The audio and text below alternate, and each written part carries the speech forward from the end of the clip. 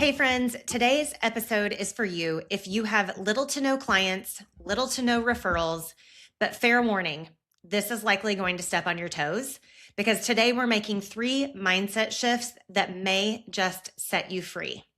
Welcome back to Small Business Growth Tools. I'm Lindsay Fletcher. I'm a relationship marketing and sales strategist, and I'm here to bust up some lies that we've all been believing so that we can step into exactly what God has called us to build and connect with who we are supposed to serve.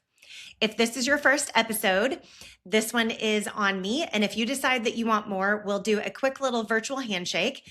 You'll hit the follow or subscribe button, and I'll keep hitting publish. Do we have a deal? All right, awesome. All right, ladies, I'm sure that you have felt it because I know I have. Women in general, but I would say specifically and especially Christian women have accepted some lies in business as truths.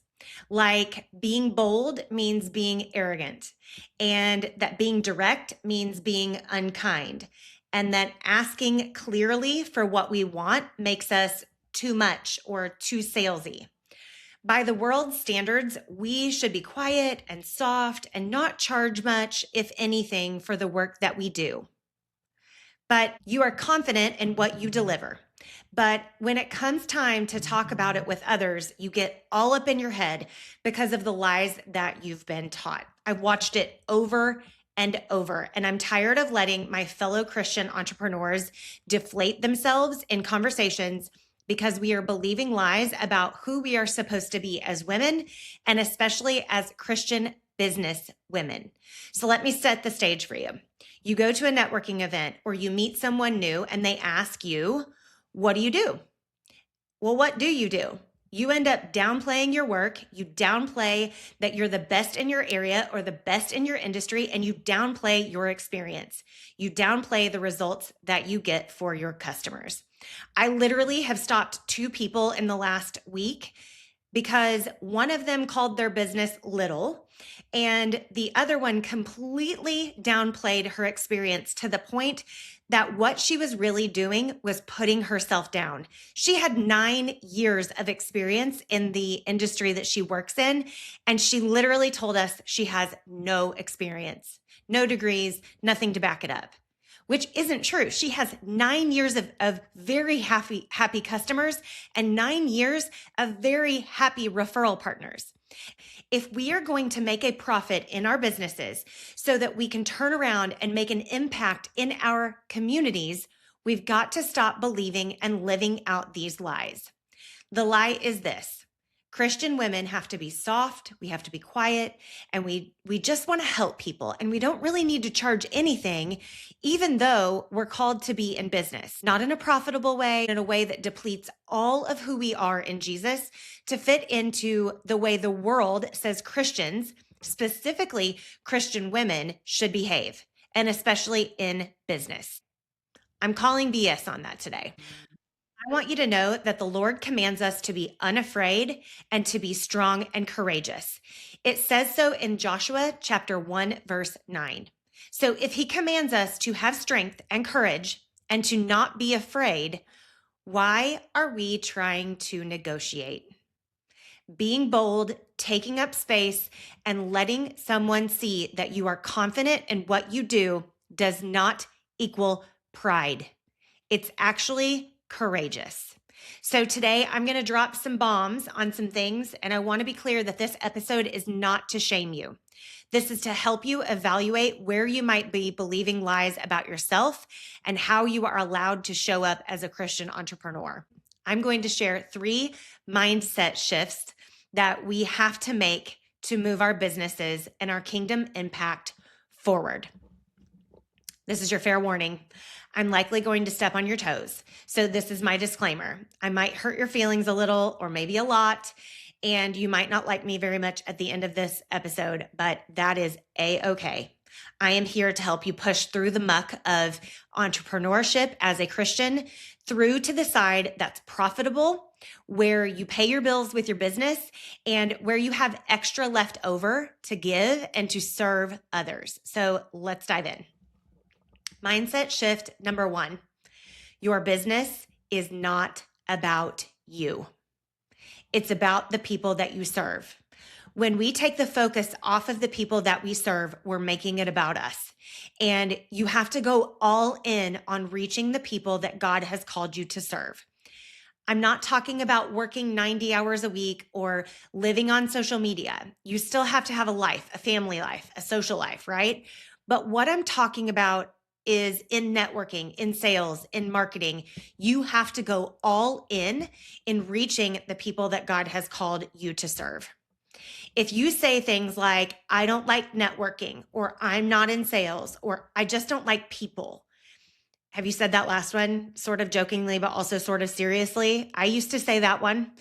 I want you to notice how all of those sentences, all of those phrases start with I. Let's start with the last one. I don't like people. You are in business, which means you are in the business of people. You don't have a business without people. And especially if you're a Christian entrepreneur, you've got to remove this one from your vocabulary and from the phrases that you say. Those people are God's children, and you don't like them? Are we being for real right now? Yes, some people can be difficult, but so were the people in Jesus's time on earth. And you don't read where he said he didn't like people or he hated people, right? Your business isn't about you. It's about the people you can serve and help and solve problems for. And when we are in the business of serving, we are in the business of serving people, and those people are God's children. Now, if you're an introvert, I understand that peopling can really drain you. And that's not what I'm talking about here. How you recharge or the situations that you put yourself in may need to be different than someone who gains energy and momentum from being in groups of people. But continuing to say, I don't like people, isn't going to get you anywhere. You are in the business of people. You don't have a business without people. The next one is, I don't like networking. That's focused on what you aren't getting out of it, how you might be afraid you'll be rejected, not what you can do to serve the people in those rooms or the people that they know. Networking and relationship marketing isn't about you. It's about reaching the people that the people in those Zoom rooms or in those in-person rooms know. It's about serving them, building trust so that they then give you access to their network. Here's another one. I'm not in sales is focused on how you're feeling. That feeling of not wanting to be rejected, the feeling that you're being too pushy or too salesy or too much, right? Sales is service. And I could do a whole year's worth of content on this one topic. So I'm only going to say a couple of things on this one, but sales isn't about you. It's about them, how you can help them, how you can serve them, their outcomes, their goals, their dreams, their relationships. You have to let yourself get lost in serving other people. And then your hopes, your dreams, your goals, your outcomes will come because you've made the shift and you are going all in on serving other people. All right, mindset shift number 2. And you might get mad at me for this one, but here we go. You are not the victim. I know, I'm going to repeat myself here. You are not the victim. You are not the victim of people not referring you. You are not the victim of people not choosing you. You are not the victim when you don't have any clients. I know that might be really, really hard to hear, but you are responsible for getting the word out about your business. You are responsible for building relationships and for your reputation so that clients want to work with you and the others want to refer to you. But I'm here to help you fix this, okay? Here's what's happening if you're not getting clients or referrals. You're likely being unclear and unmemorable. So I'm going to break it down for you here, okay?